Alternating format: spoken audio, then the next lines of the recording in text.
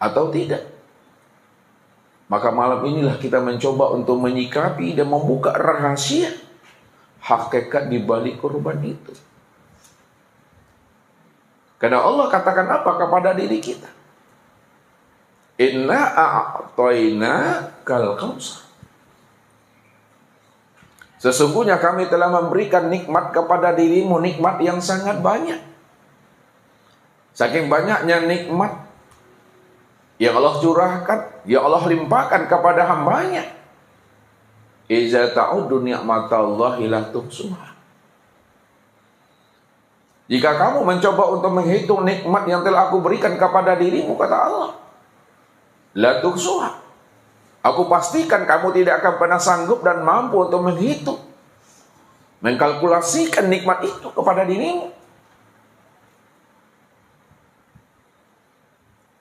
Karena begitu banyak nikmat itu yang telah Allah titipkan kepada diri kamu.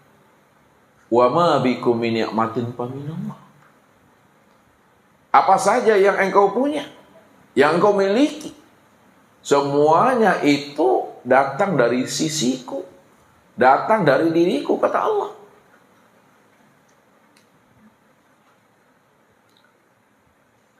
Karena begitu banyaknya nikmat dan rezeki serta karunia yang Allah berikan kepada diri kita. Andai kata pun kita Bapak Ibu pandai mensyukuri atas nikmat yang Allah berikan kepada diri kita, rajin kita menunaikan suatu ibadah dan ubudiah kepada diri, apa yang Allah perintahkan kepada kita, kita laksanakan dengan baik, dan apa yang Allah larang kepada kita, kita jauhi. Namun jikalau dibandingkan nikmat yang Allah berikan kepada diri kita dengan ubudiah dan ketaatan yang kita lakukan sampai habisnya usia umur kita ini Bapak Ibu, maka ibadah dan ketaatan yang kita lakukan sampai habisnya usia umur kita itu belum sepadan, itu belum sebanding dengan nikmat dan karunia yang telah Allah berikan kepada diri kita ini. Satu contoh Bapak Ibu, Allah titipkan kita namanya nikmat penglihatan. Satu nikmat penglihatan yang Allah titipkan kepada diri kita dibandingkan dengan syukur kita kepada Allah. Maka nikmat penglihatan itu dengan ibadah yang kita lakukan, maka ibadah kita belum sebanding dengan nikmat penglihatan yang Allah berikan kepada diri kita. Belum lagi namanya nikmat pendengaran, belum lagi namanya nikmat penciuman, nikmat lisan, nikmat akal, belum lagi namanya nikmat iman. Begitu banyak nikmat-nikmat dan karunia yang telah Allah limpahkan kepada diri kita ini. Maka sebagai bentuk syukur kita kepada Allah, maka Allah suruh kita ini untuk menunaikan ibadah sholat. Fasholli lirabbika. Maka dirikanlah sholat itu untuk aku, kata Allah. Jadi ibadah yang kita lakukan, ketaatan yang kita perbuat, betul-betul ibadah dan ketaatan yang kita lakukan dan kita perbuat itu hanya untuk Allah seorang saja. Jangan ada niat di dalam niat Bapak Ibu. Kalau kita beribadah ada niat di dalam niat,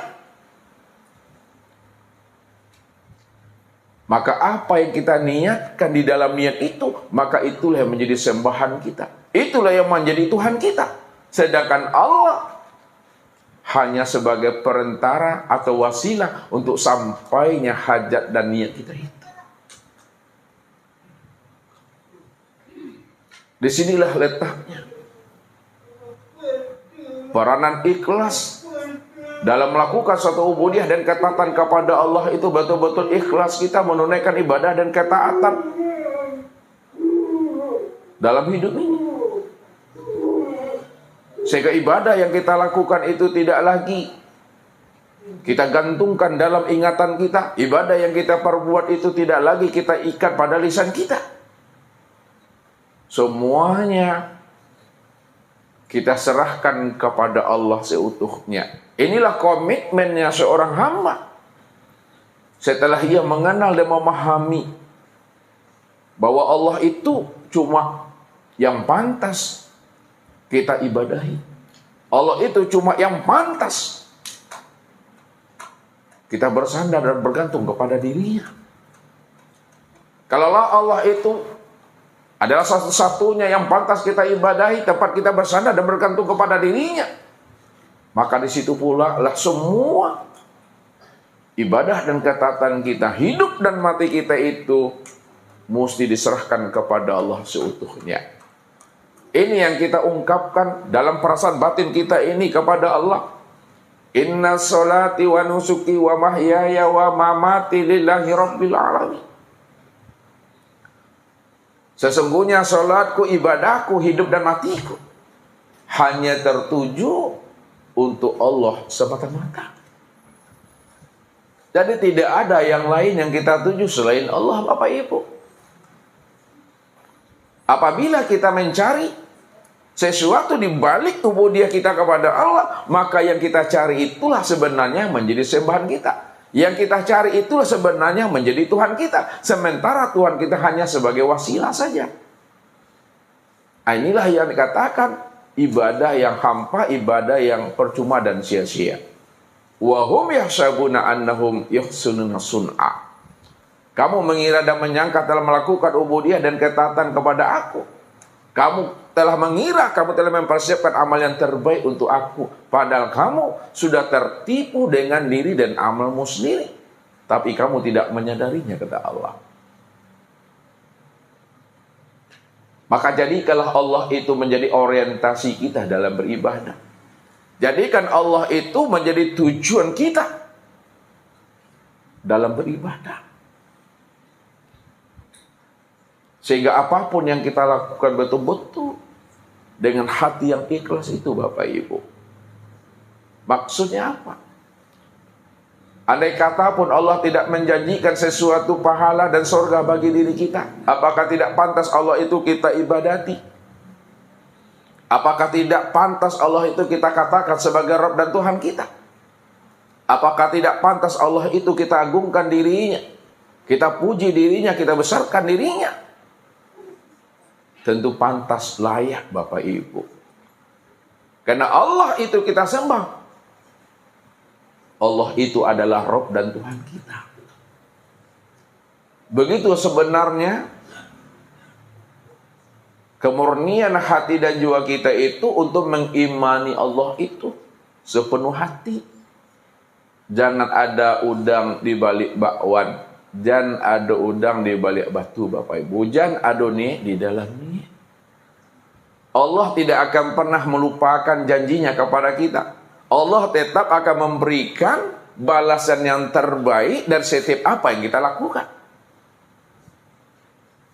Apa janji Allah kepada kita, Bapak Ibu? Man amila sholihan min dzakari aw unsa wa huwa mu'min fala nuhyiyannahu hayatan thayyibah wa la najziyannahum ajrahum bi ahsani ma kanu ya'malun. Barang siapa yang mau melakukan amal soleh, dia patuh kepada aku. Apa yang aku perintahkan dikerjakannya, apa yang aku larang ditinggalkannya. Dia tidak ragu dengan jaminan aku kepada dirinya. Dia tidak khawatir dengan janji-janji aku yang telah aku utarakan kepada dirinya. Wa huwa mu'min, dia tetap beriman kepada aku. Maka aku berikan kehidupan yang lebih baik, kehidupan yang lebih layak kepada dirinya daripada kehidupan-kehidupan sebelumnya. Aku mudahkan urusan hidupnya. Aku angkat derajat dan maqamnya. Dimudahkan Allah lisan kita ini untuk berzikir dan ingat akan dirinya. Dimudahkan Allah kalbu kita ini untuk bermahabbah kepada dirinya. Dan Allah mudahkan rohani kita untuk bermusahadah dengan dirinya. Ketika itu apa kata Allah? Wala najziyannahum ajrahum bi ahsani ma kanu ya'malun. Ingat kata Allah, aku akan memberikan balasan yang terbaik dari setiap apa yang kamu lakukan. Allah memberikan balasan yang terbaik dari setiap apa yang kita perbuat.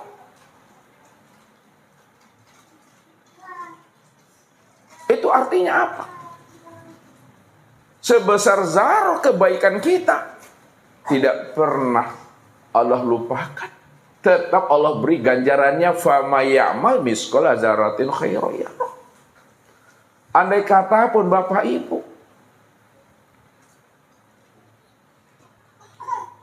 ada keinginan kita, ada harapan kita, betul-betul ingin masuk dalam surganya Allah, bisa berjumpa kita dengan anak keturunan kita. Namun amal yang kita lakukan ini banyak aibnya Bapak Ibu. Namun ibadah yang kita lakukan ini banyak cacatnya, banyak kurangnya. Kalau banyak cacat, aib dan kurangnya, tentu tidak ada harapan bagi diri kita ini untuk bisa masuk dalam surganya Allah. Tapi karena kita beribadah kepada Allah itu bukan karena yang lain, tapi betul-betul karena mahabbah kepada dirinya. Karena dia adalah Rabb kita, dia adalah Tuhan kita. Kita yakin dengan apa yang Allah sampaikan kepada diri kita. Muncul suatu konsep di dalam batin kita ini, ungkapan batin kita kepada Allah. Ilahi anta maksudi waridhoka maqlub. Maka Allah hantarkan juga kita ini untuk bisa masuk dalam surganya, dan Allah pertemukan kita dengan anak dan keturunan kita. Kalau Allah sudah mengutarakan itu kepada kita Bapak Ibu, Allah telah membukakan rahasia pintu rahman dan rahimnya kepada diri kita. Kenapa kita masih bimbang dan ragu juga melakukan ibadah dan ketaatan kepada dirinya? Kenapa kita masih menuntut-nuntut Allah itu? Kenapa kita beribadah masih melakukan tawar-menawar dengan dirinya? Padahal Allah sejelas-jelasnya, seterang-terangnya membukakan rahasia akan janjinya kepada diri kita. Makanya Bapak Ibu, Ustaz katakan, kalau ada manusia masih menuntut-nuntut Allah, masih ragu dengan janji Tuhan, padahal Allah telah menjanjikan yang terbaik untuk diri kita, sama artinya kita Bapak Ibu memancing ikan di dalam baskom. Udah jelas ikan itu di dalam baskom, kita pancing juga lagi Bapak Ibu. Kan kardio sesio namanya itu. Ikan lado di MB. Lado dalam baskom awak panciang aja tuh. Itu perbuatan yang lago namanya, perbuatan yang sia-sia tuh. Padahal Allah katakan, wala najziyannahum ajrahum bi ahsani ma kanu ya'mal. Aku akan memberikan balasan yang terbaik dari setiap apa yang kamu lakukan, kata Allah. Kalau Allah sudah menjanjikan itu kepada diri kita, mestinya kita ini patuh aja lah kepada Allah. Yakin aja lah kita kepada Allah, jangan ragu kita. Kalau kita bimbang dan ragu dengan Allah, lalu dengan siapa kita mesti yakin lagi? Padahal Bapak Ibu, rajin pun kita beribadah kepada Allah, taat pun kita beribadah kepada Allah, Allah tuh takkan pernah butuh dengan amal-amal ibadah kita. Allah tidak pernah bergantung dan bersandar kepada amal ibadah dan ketaatan yang kita lakukan Bapak Ibu. Kalau Allah tidak pernah bersandar, tidak pernah bergantung dengan amal ibadah dan ketaatan kita lakukan, lalu di mana letaknya bagi kita untuk melakukan tuntutan kepada Allah? Apa kita tak malu kepada Allah? Bahwa setiap amal yang kita lakukan, setiap kebaikan yang keluar dari diri kita itu semuanya datang daripada kehendak Allah. Itu terjadi karena anugerah dan rahmatnya Allah. Kalaulah seluruh ibadah dan ketaatan yang kita lakukan itu semuanya datang daripada kehendak Allah, rahmat dan anugerahnya Allah,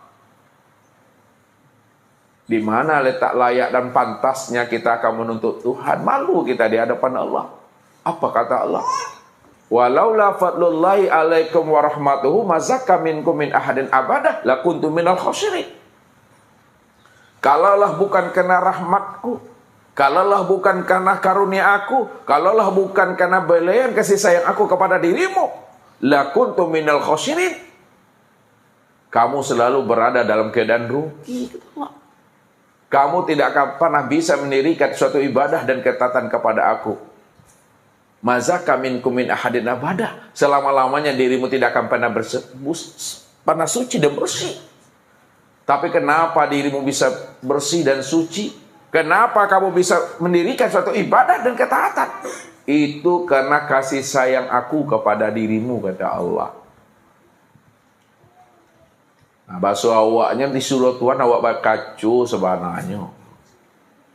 Baca min lah tahu.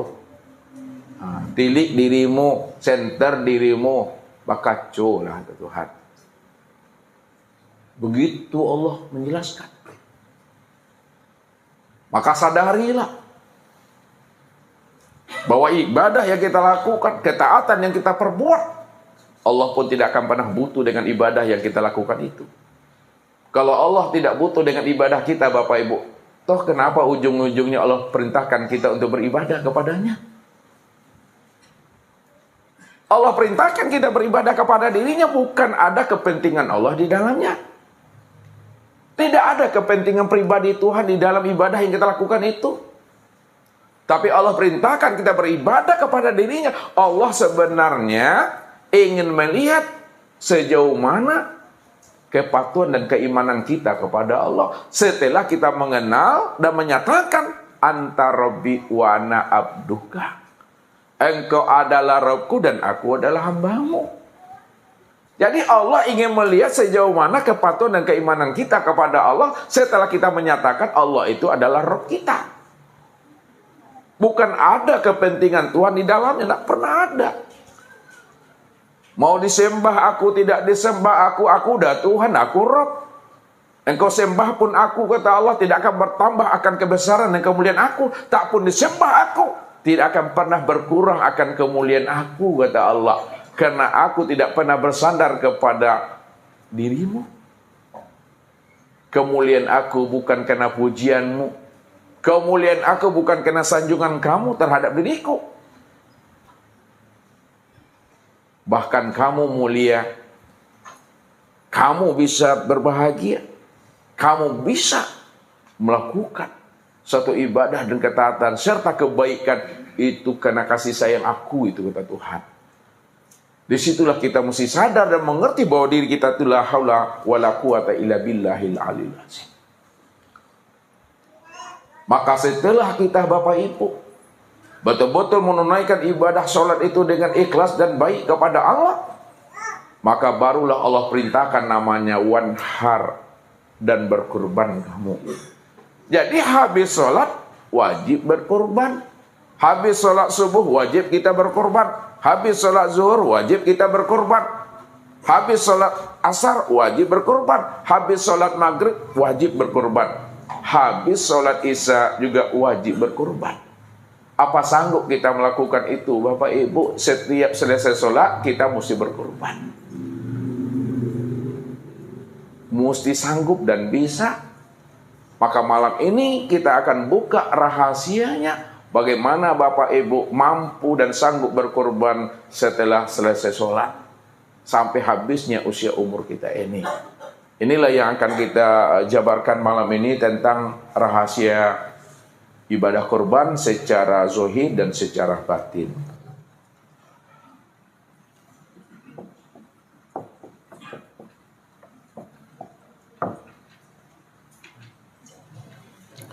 Jadi kurban itu Bapak Ibu ya mesti kita lakukan secara zahir dan batin supaya Bapak Ibu kita bisa mengamalkan ayat itu. Ya, ada yang tak hafal ayat itu Bapak Ibu? Nah, soal Kausar ada yang tak hafal? Hafal semuanya kan? Nah, hafal. Jadi nggak perlu ditulis ayatnya kan udah hafal. Jadi kurban secara syariat. Kemudian kurban secara hakikat.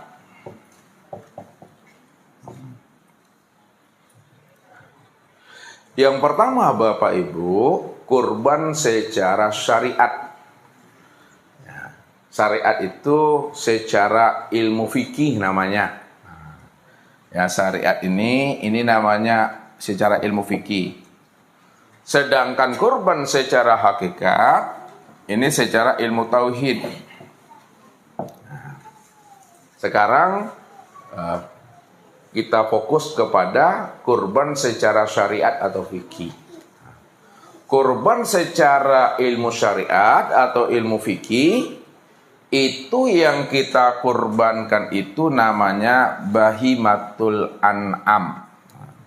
Bahimatul an'am. Bahimatul an'am itu artinya Bapak Ibu hewan ternak. Hewan ternak itu ini